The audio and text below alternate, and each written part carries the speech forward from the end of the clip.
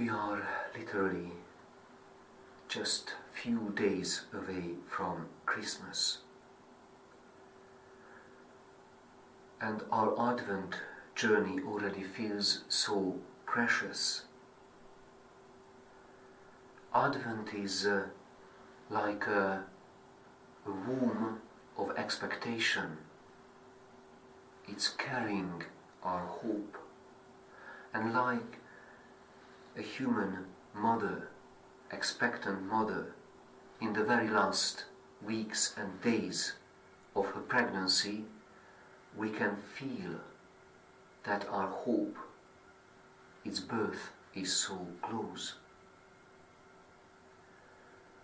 Yesterday we made a reference to Eastern or Orthodox icons, the inverse or reverse perspective, which is so different from the Renaissance perspective.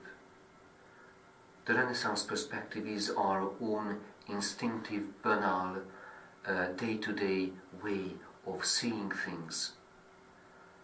That larger things which are closer to us, they look larger, and those which are further away from us, they look smaller.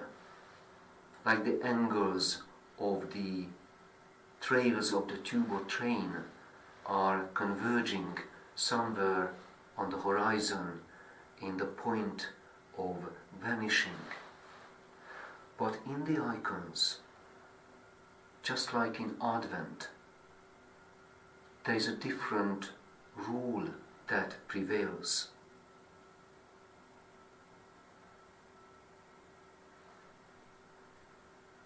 In this medium, this experience of Advent, our perception of ourselves, that of the world and God, is transformed, fulfilled, almost fulfilled, as it were.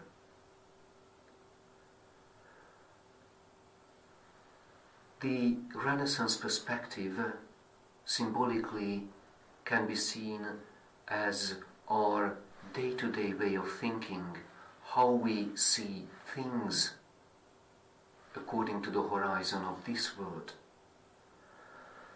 It's a kind of unexamined life.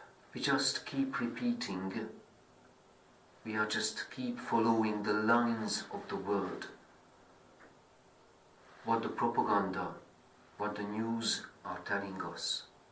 And the same applies to the authorities, which we regard as authorities, BBC, The Times, The Guardian, or the mainstream media news channels.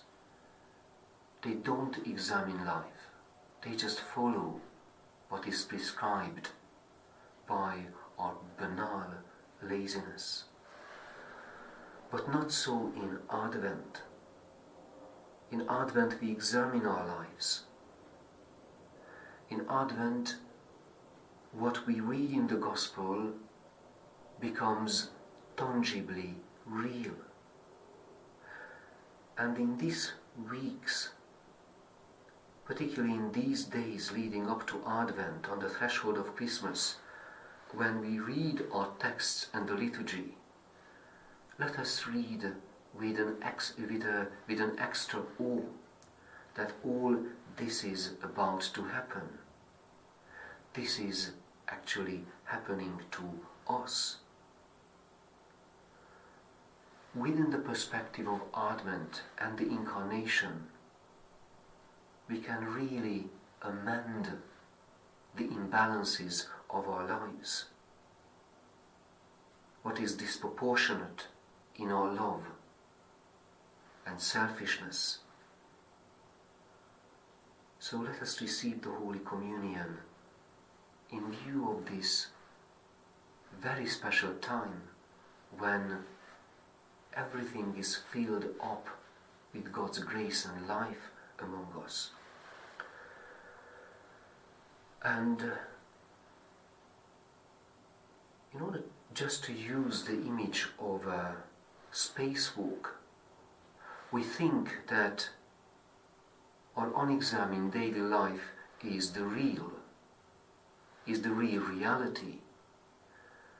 And we think, or one might think that the words of the gospel, religion, is something distant, something foggy, and that's the space, an empty space for our imagination. No, the opposite is true. Our experience of the Word of God and the sacraments show us that our banal, unexamined life on the horizon of this world, when we follow the Renaissance perspective of living unexamined life, actually, instead of standing firmly on our feet and walking, being erect in gravity, no, actually we are floating like spacemen or pilots in a free fall or in the cosmos. Everything is weightless when light is unexamined. Everything is slipping away from our fingers like a tool on a space station where there is no gravity. And our life, our faith is real, and actually we can really walk making friends with saints, with one another in this Advent. So let us ask our good Lord to make our Advent journey really, really fruitful. And let us witness together, when we receive the Holy Communion, that Advent is real.